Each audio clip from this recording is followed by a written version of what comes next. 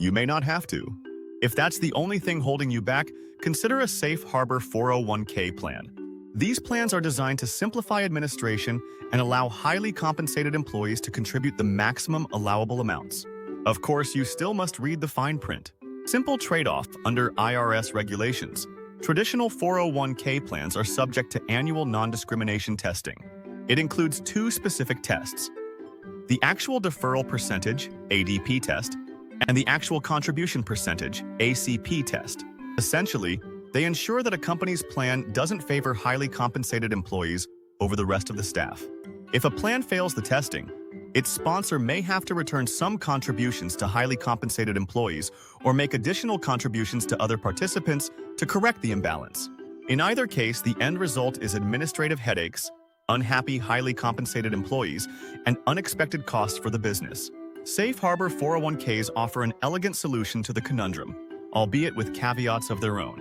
Under one of these plans, the employer sponsor agrees to make mandatory contributions to participants' accounts. In exchange, the IRS agrees to waive the annual requirement to perform the ADP and ACP tests.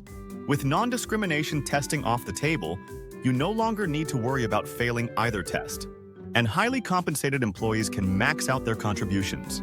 Under IRS rules, these generally include anyone who owns more than 5% of the company during the current or previous plan year, or who makes more than $160,000 in 2025, an amount annually indexed for inflation. Important caveats.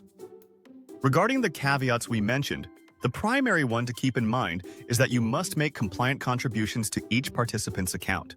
Generally, you may choose between a non-elective contribution of at least 3% of each eligible participant's compensation or a qualifying matching contribution, such as 100% of the first 3% of compensation deferred under the plan, plus 50% of the next 2% deferred.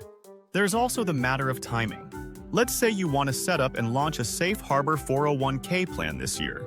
If so, you'll need to complete all the requisite paperwork and deliver notice to employees by October 1st, 2025, and contributions must begin no later than November 1st, 2025. Providing proper notice is critical.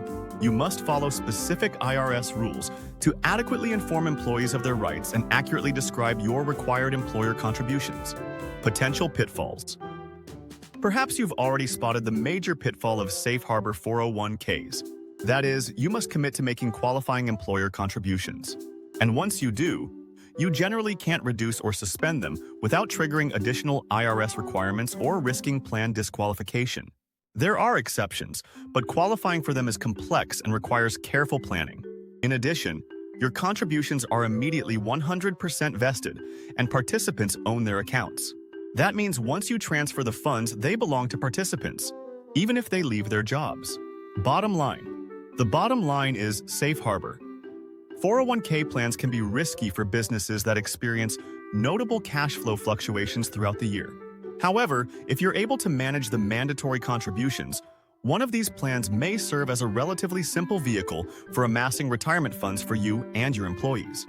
We can help you evaluate whether a Safe Harbor 401k would suit your company.